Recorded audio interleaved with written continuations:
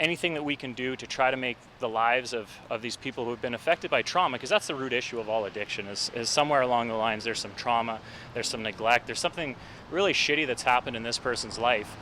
And the last thing we need to do is somebody who's already having a hard time is start throwing them in jail because the substance that they're accessing turns them into a criminal. Hello, I'm Eric Anderson. The voice you just heard belongs to Saskatoon Police Constable Matt Ingrouille. He is the featured guest in episode 2 of season 2 of YXC Underground.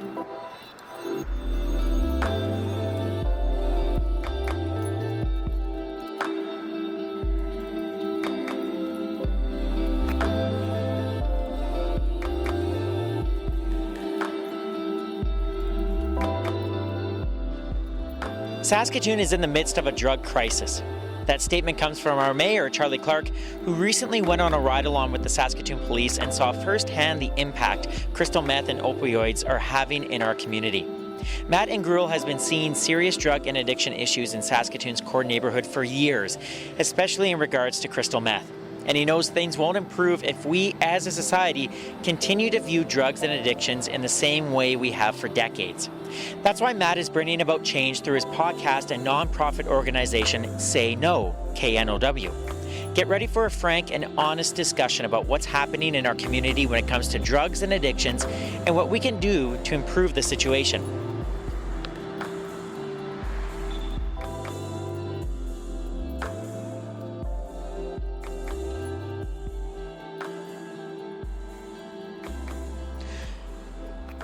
I am standing at the corner of 20th Street and Avenue D here in Saskatoon's Riversdale neighbourhood, which is one of our city's core neighbourhoods. There are so many exciting and innovative things happening throughout Saskatoon's core neighbourhoods, but as I learned from walking throughout Riversdale with Matt, there are challenges when it comes to drugs and addictions. Matt has been a constable for the past 13 years with the Saskatoon Police Service. He's currently working with the Guns and Gangs unit. Matt is also the founder of the Say No non-profit organization. It is a drug education project that is doing incredible work raising drug and addiction awareness in Saskatoon. The Say No website states its mission as, quote, to tackle the illicit drug trade through education. For far too long, our society has been fighting the wrong end of the war. It's time to reduce the demand of drugs rather than focusing wasted efforts on the supply. Matt is also the host of the Say No podcast, which is how I was first introduced to him. Now, the first time I met Matt in person was when we did our walk and talk interview, and as soon as I saw him, I was kind of a bit intimidated. I'll tell you why. If you were casting a movie, say in Brooklyn, New York, and we're looking for a cool-looking, streetwise detective, you would cast Matt Ingrouille. He's tall, lean, with a thick shock of jet black hair with a few streaks of gray. Both forearms are covered in tattoos, and when Matt is making a point that's close to his heart, he makes intense eye contact with you, and you will hear this firsthand later in the podcast. Matt is also incredibly smart and caring, passionate about changing the way our society views and treats drug and addiction issues, and one of the most empathetic people I have ever met. We met on a hot July afternoon at the White Buffalo Youth Lodge and started walking east down 20th Street. We covered a lot of topics during our walk that focused on what is currently happening in Saskatoon when it comes to drugs and addictions. For example, when I asked Matt about how he would describe Saskatoon's drug scene right now, that's a very loaded question and hard to answer because addiction issues are really multifaceted. It plays on so many different levels. I mean, everybody you asked is in arm's length of somebody who at some point in their life has struggled with an addiction, whether it's alcohol, whether it's food, whether it's sex, whether it's an illicit drug, and everything in between. So there's that aspect of just maybe the biological or the environmental conditions that lead to an addiction. But then we also have kind of the economy that plays a really big factor, particularly on what substance the most disenfranchised members of our community end up becoming addicted to. So, right now I would say we have a meth crisis going on in Saskatoon, and it's right across the country. They're dealing with the same issues. We hear lots about opiates, and there are definite opiate issues. I wouldn't say we've necessarily hit the crisis point in Saskatoon. Others would disagree for sure. But really, you look at the street price of meth, it used to be $20 or $30 a point, which is a tenth of a gram, and now you can get it on the street for as cheap as 5 or 10. So when it comes to, you know, our most disenfranchised population who's dealing with trauma every day, they're dealing with, you know, intergenerational trauma if they're residential school survivors or the children of residential survivors, the substances that any of those individuals have become addicted to. It's just what's out there, what's cheap, what's available, and unfortunately it's meth, and we all know the chaos that meth typically has within a community. You heard in that clip Matt break down the price of meth and how it's decreased in recent years. I followed up by asking how cheaper meth is impacting Saskatoon. Well, more people are using it, you know, and our informants and people on the street tell us what those prices are, but it's you know, the basic drug economy or the illicit drug economy works no different than any other economy. It's a supply and a demand issue. If there's an abundance of the substance that they're able to pump out for super cheap, then that's typically, unfortunately, what the community has access to and what they become addicted to. And that is one of the reasons why with Say No, we're big advocates for drug regulation versus criminalization.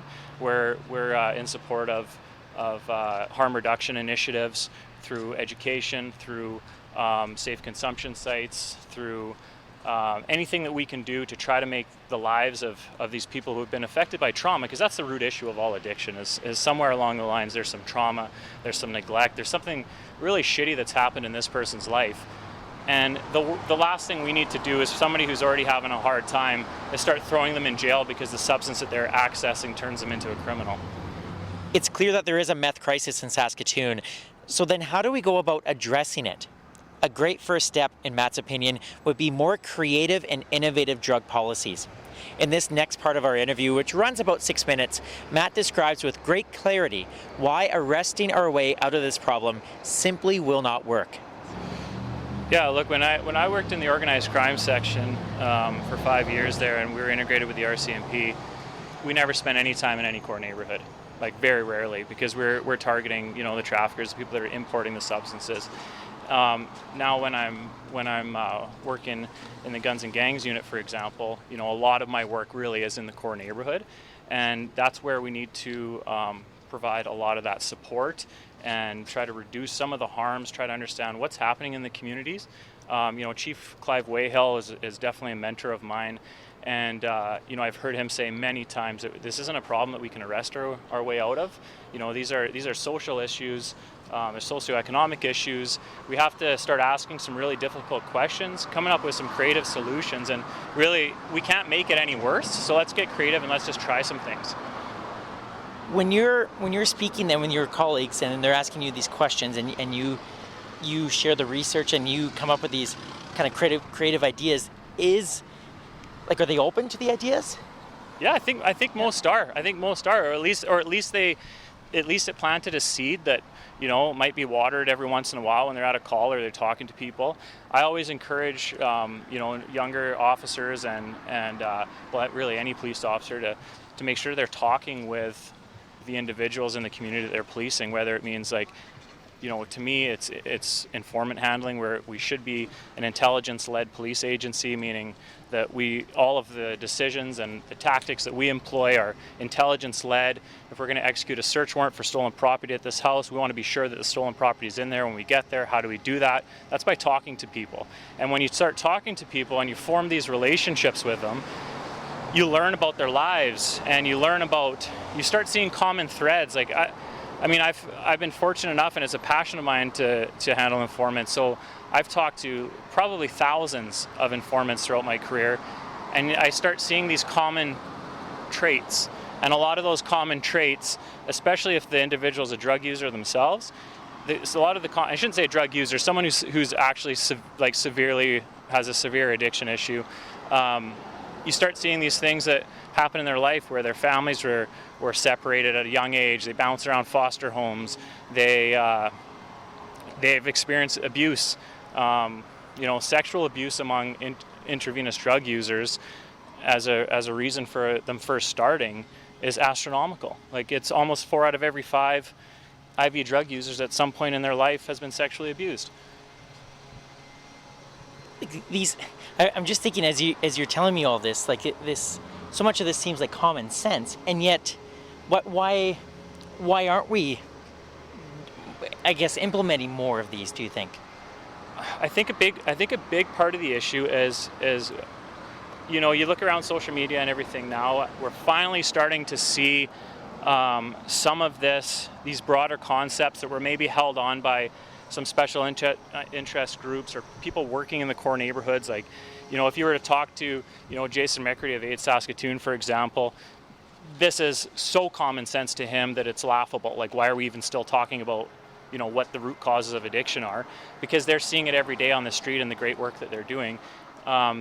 So the difference is now is it's finally starting to leak out. People are finally open to exploring new ideas and new concepts. You know, we regulated cannabis in Canada, and there was many people that were thinking, oh, like, you know, oh, hell's gonna break loose. What happened? Nothing.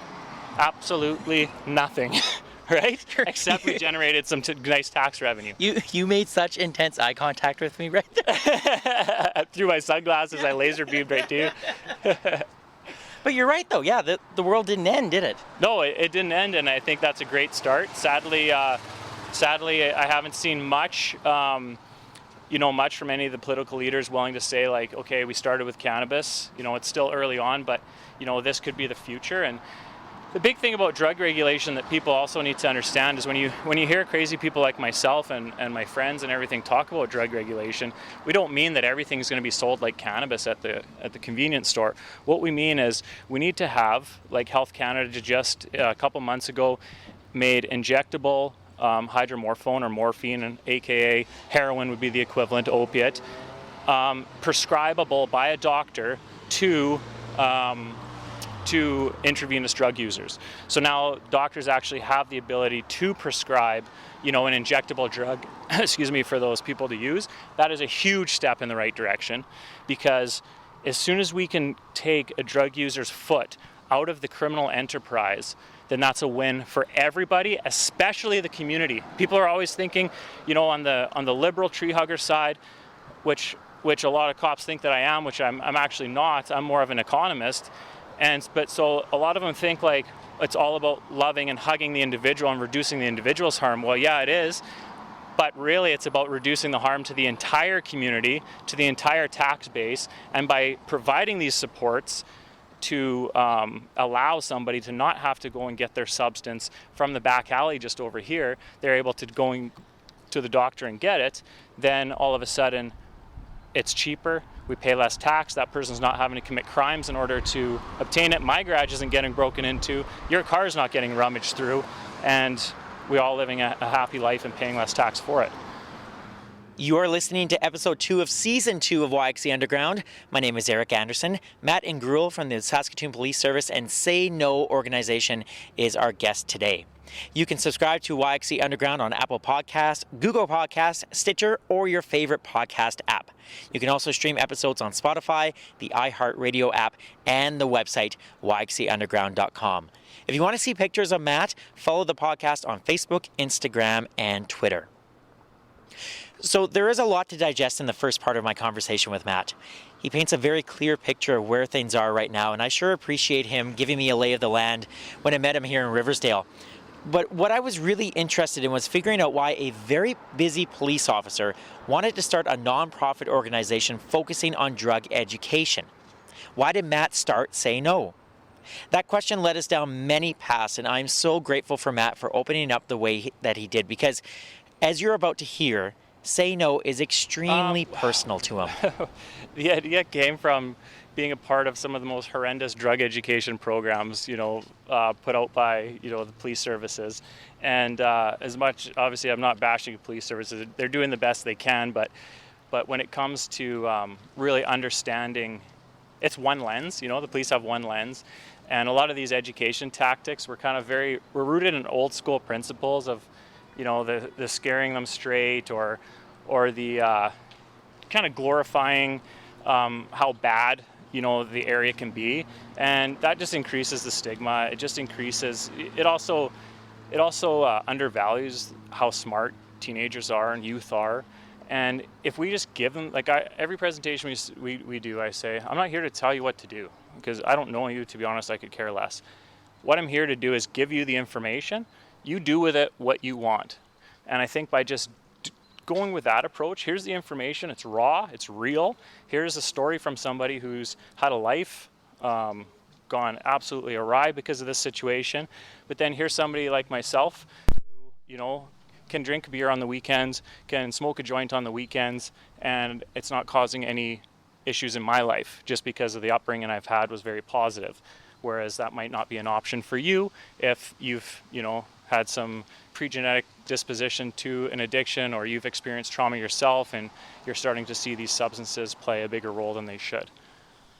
I wanted to ask you where you find the people that appear on your podcast, and the range is really impressive in terms of you have experts from all over North America, and then you have people who are here in our community who have been battling addictions for years. How do you find the people?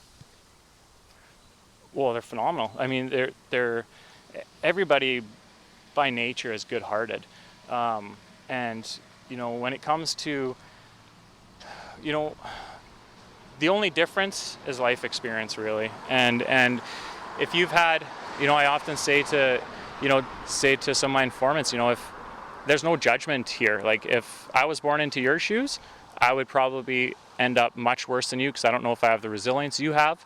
If you were born into my shoes, you'd probably be doing what I'm doing now. Like, we don't get to choose, where we were born. We don't get to choose any of that. So why are we acting like we did get that choice?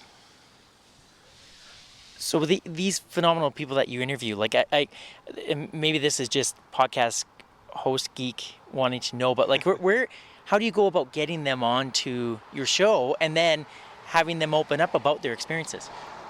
Oh, Eric, it's been one hell of a journey. I am not the same person from a year ago today from my podcast at all. I talked to a lot of people on the street, obviously throughout my career and through Say No and stuff, and developed friends that are in in all kinds of different walks of life.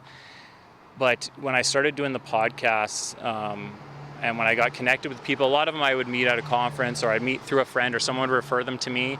And it was like, I've had 3 people on my podcast disclose for the first time ever that they were sexually abused as a child.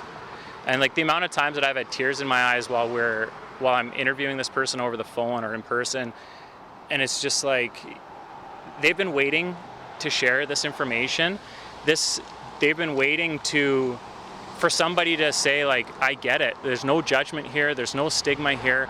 I understand why your life went this way.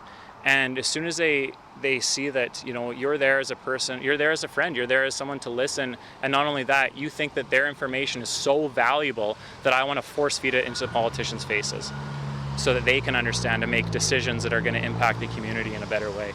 The first time that someone shared that type of information with you, do you remember how you reacted? Well, the first time, it was kind of like a dripping tap, whereas like, on the street handling informants, or just talking to people in the community, and every once in a while, a story would pop up of, some childhood abuse or trauma or neglect, something like that. And then I started educating myself, and it helps having a wife as a social worker, and we also have a son who's a trauma survivor, and he seeing his path and seeing the parenting strategies that are exhausting and difficult that we've had to implement to kind of help reformulate his brain from where it was going, to see how much work and quite frankly, we could have done a lot better in many ways, as most parents would probably say, but seeing what it actually takes to try to unravel some of that trauma is an insane amount of work. And no one can do it alone, but yet everyone here is almost forced to do it alone. Not only that, while they are trying to heal from their trauma, we're throwing them in jail. We're separating families. We're doing all of these things that we think in the immediate is helping society, but really in the long term, it's just like throwing fuel on the fire. I hope this isn't too personal of a question, but the you mentioned your wife and then your son as well. Your situation with your family, has that provided like motivation or fuel for this Say No project and with the podcast? It's definitely given me a perspective that I don't think could ever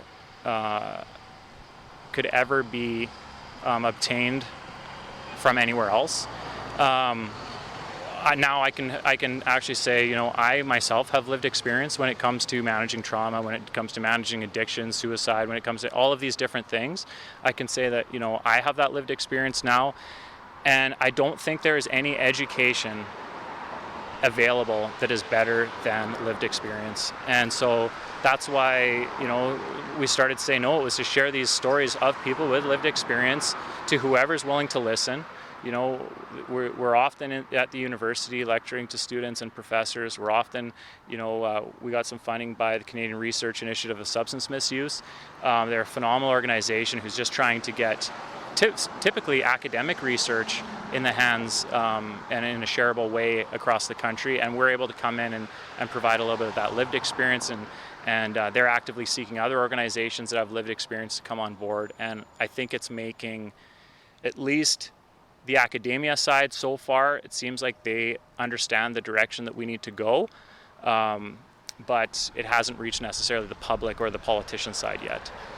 I want to get to the politicians in a minute, but you said something really interesting there in terms of you have that experience now of going through the trauma, and you understand it better. Do you think that makes you a better host, a better interviewer when you were speaking with these people? The fact that you understand in some ways what they are going through, and I'm sure they can pick up on that too. Yeah, I don't know if it makes me a better interviewer per se, but I tell you what, it helps me empathize with what they're going through. And when you look into the eyes of another parent who is going through a struggle, you instantly, by just making that eye contact, you know that you understand. No words need to be said. The same thing happens with people that are struggling with an addiction, or they've survived an overdose. When you come and sit with them and you just look them in the eye and you just kind of, I think it's face and body language, and it's that whole like mostly our communication's nonverbal. I think there's a recognition that happens with only people that have been through a similar experience together that instantly connects you, and I think that's kind of happened to some extent. I was curious about that part because we were talking before we started recording about what I really love about your podcast is that you are able to put people at ease, and they tell you so much, and you've talked about that, and I think that's a rare gift to find. And I remember being in journalism school and taking interviewing classes, and how that was kind of like the ultimate goal is to do that. Like, do you have a little bit of journalist in you, or no? completely by accident. And honestly, man, it's because the people that we're working with just have been silenced for so long that if I could, we're in one of Saskatoon's core neighborhoods right now. I could go walk you into one of 10 houses that I know are selling and using substances.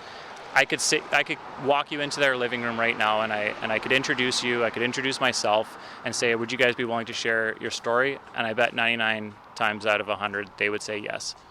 Yes, because this is all they have. All they have is this life experience. Everything else in their life has, for a lot of people, has been a struggle.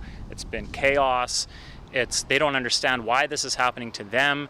They want to connect. They want to talk. And then so you have all these amazing community groups that are out there that are bringing these people together. And when we look at the biggest changes that have happened socially when it comes to drug policy and drug use, a lot of it is from these user groups coming together, realizing they have a connection and a voice, and then using that voice to make positive change. And so right now in Saskatoon, we don't have a user group necessarily that's been able to really push everyone together and use that voice, probably because we're still struggling so much. But I'd like to see us get there. I think you've done a wonderful job explaining in terms of your motivation for doing this and how it all comes together. And I think it's amazing that you, on your own time, have received funding from different organizations and stuff like that. So you're doing all this good work, but then, like you said, now you've got to convince the politicians to actually make some change. So how do you go about doing that? Well, just keep pushing the information out there, and I think it's definitely a bottom-up approach. It's I used to knock on Gord Wyatt's door all the time, and if he listens to this podcast, he'll probably laugh. But I'd send him emails and stuff, and I was thinking it was I thought it was a top-down approach, but really what I've learned is along these last few years, last year in particular, is that really the change needs to come from the bottom up. And as we become more accepting as a society, which I think is happening at least with some substances like cannabis, the more we become accepting as a community, the more we're willing to reduce that stigma and stand up and put your hand up and say, hey, I've struggled with mental health issue. I went to a call and I had to give an infant CPR, and the infant didn't live. And when I went home to my kids that night, that was a fucking hard night. And I've had recurring dreams from it. And would I say I have PTSD from that moment? Absolutely. I've been there. I've had it. I've been able to healthily work through it. But the only way I was able to work through it is because other cops called me right away and said, hey, we've been through that. Everyone's putting their hand up and saying, I've been through a struggle. I've had an addiction issue. I've had a mental health issue. I'm currently battling. I'm currently struggling. Okay, well, if we're all doing that, then why are we criminalizing, one mental health group over another? Why are we, it just blows my mind that we would, this day and age in 2019, that we would say, if you're addicted to alcohol, that's socially acceptable. If you're addicted to sex, if you're addicted to gambling, even though you're going to throw your entire family's welfare down the toilet, that's acceptable, from a legal perspective. But man, if you're going to use an opiate because you've been through trauma to manage your pain at night and help you sleep, why? What are we doing? So we need to get there. And I used to be fairly subtle and a little bit guarded in my sharing what I've learned. But it's to the point now where I'm an open book, and I've learned it. I'm not going to unlearn it, and I hope everyone else can kind of get to these points as well. Are you optimistic about the future? I am. I'm very optimistic. I am. I mean, there's days that I'm not, because it's not going fast enough, and I see firsthand every day. I mean, we have. I'll take a minute to talk about our gangs. I work in our guns and gangs unit now, and we're having a massive issue with predominantly indigenous-based gangs, where they're youth aged anywhere from, they'll get in now as early as 11 years old, right up until their teen years, and then a lot of their leadership is already, aged out at, in their 20s, 30s, or later. But what you see is the sort of whirlwind that occurs when you have a youth who is no different than my son, who's been through horrific living environments from the moment they were born. They are typically cognitively, different than the majority of children at school. They don't have the same access to activities, so they're not getting driven to hockey every night. They're not going to basketball. Their parents haven't put them in dance. If they do have a parent, a lot of times it's from a broken home, or the parent themselves is a trauma survivor. And so then you have this youth who has nobody that looks like him, other than this group over here that all of a sudden is carrying a red flag or a black flag, which is a bandana that gang members wear. And they say, come on. And they look like me, they talk like me, they're into the same thing as me. And then, Gordon Neufeld, a prominent Canadian psychologist, says, when peers replace parents, what's lost is that individual identity, and the individual identity becomes that of the groups. And so then that's why you end up seeing these kids. And when I first got to the gang unit, I couldn't believe it. You would see these kids who are blood relatives who happen to join different gangs, and then the police are getting a call that one stabbed the other, and you're like, well, what the hell, they're cousins. They're like, they just spent Christmas together last year. Like, how is this happening? Well, it's because their own identity, and this is all on a cognitive level, this is all on brain research level, their identity has been stripped away, and the only thing that matters is the identity of the group, which is obviously grow, make money as a group, terrorize the community, sell drugs, try to get some sort of power back in your life, and use this horrible means of doing it. So, when you start to understand that, and, raising my son, and I see that he is very like, if my son wasn't living in my house, he would be in and out of jail probably with my colleagues arresting him all the time, and he's still probably, he might every once in a while, but not to the extreme of some of these youth. He probably would have joined a gang because he would have been attracted to that lifestyle. We would have been policing him extra heavy because he is a gang member. So, it's I don't even know where I was going on this tangent, but But yet you remain optimistic. But I do remain optimistic because we're starting to see the community change. And when I say it's from a bottom-up approach, I think the absolute best example is I'm on the board of directors of Aid Saskatoon, and we saw just some of the groundwork that Aid Saskatoon is doing to open up a safe consumption site here in Saskatoon, and I know that we and the other members and the executive director were expecting all kinds of blowback from the community, saying we're coming here, and it was the opposite. It was almost like they were wondering why it's taken so long, sort of thing.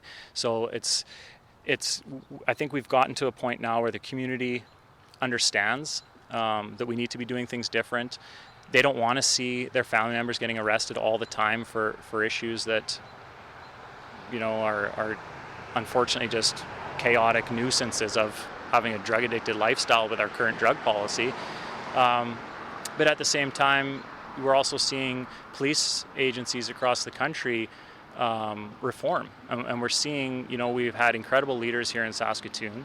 Wayhill I always lead back to because he got sworn in with my class, but he was this cutting edge chief that came in and said we can't arrest our ways out of these problems. He almost shifted some of the burden, because a lot of times, if you call 911, the police is coming. No matter what your problem is, the police will get there. It might not even be a police issue that you're dealing with, but for sure, the firefighters might not show up if your house isn't on fire. Social services might not show up. The food bank might not show up, but the police will. And so I think he was one of the first people to say, like, this isn't a police issue, and let's shift some of the responsibility. And then he became an advocate for social housing, and I think he made some huge contributions to the Housing First program that helped get build that up. And so you're starting to see these police leaders who also recognize that, why are we having to be burdened with this? Why is the criminal justice system burdened with this? Other organizations, health, big time, needs to step up and say, no, we're going to take the addiction umbrella. We're going to take the drug use umbrella, not the police. And I think that torch is going to be passed eventually. And in some communities it's happening faster than others, but it is happening. I mean, drugs will be regulated within my lifetime. I'm certain of it. Yeah. I really admire your passion, and I really do, and I love the fact that you were so willing to share so much with everything.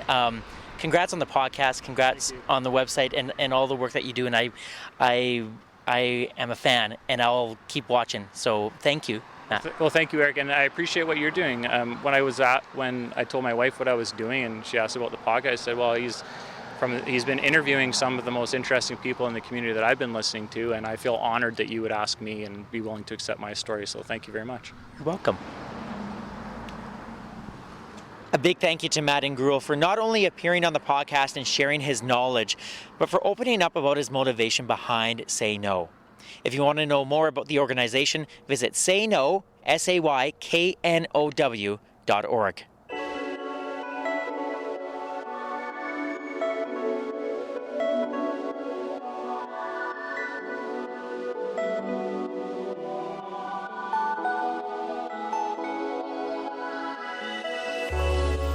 This has been episode 2 of season 2 of YXC Underground. I am your host, Eric Anderson. I also produce and edit this podcast. Thank you so much for listening. And if you like what you've heard, please subscribe to the podcast on Apple Podcasts, Google Podcasts, or your favorite podcast app. You can also stream episodes on Spotify, the iHeartRadio app, or the website yxcunderground.com. That's where you'll find all of our episodes, as well as pictures taken by YXC Underground photographer Janelle Wallace. Janelle's amazing photos of Matt and all of our guests can also be found on Facebook, Instagram, and Twitter. If you know of someone who is making a difference like Matt is in our community and is flying under the radar, please let me know. Send me an email, ericandersonyxc@gmail.com. I want to give a shout out to my cousin Andrew, who creates all the music that you hear on the podcast, and a special thank you to the good folks at Danger Dynamite here in Saskatoon for keeping the website in tip-top shape. Next month, a brand new episode featuring two fantastic young men who are doing great work when it comes to truth and reconciliation here in Saskatoon. Bayani Trinidad and Forrest Eagle Speaker. They are awesome, and you're going to love their passion. Don't forget to leave a review of the podcast on your favorite podcast app, and thank you for sharing YXE Underground with all of your friends. Before I go, I would like to acknowledge that this interview was done on Treaty 6 territory and the traditional homeland of the Métis. YXE Underground is a production of the Salthammer Production Company. My name is Eric Anderson, and we'll talk to you soon, Saskatoon. And there's a guy that's looking at me right now. Hello. Hey, I'm just trying to say big fan. I'm the director at 8 Saskatoon. You're Jason. Yeah. Jason, look who I'm talking about. Oh. Matt Ingrouille. Yeah. Do you want to say anything about Matt? I just love Matt. He works his butt off and he's great for the community. I love that I just ran into you. Where are you coming from? Bro. Oh, that's, Yeah. that's why you're all sweaty. Yeah. Aw, nice to meet you, Jason. You too. Thank you. Have a good night. You too.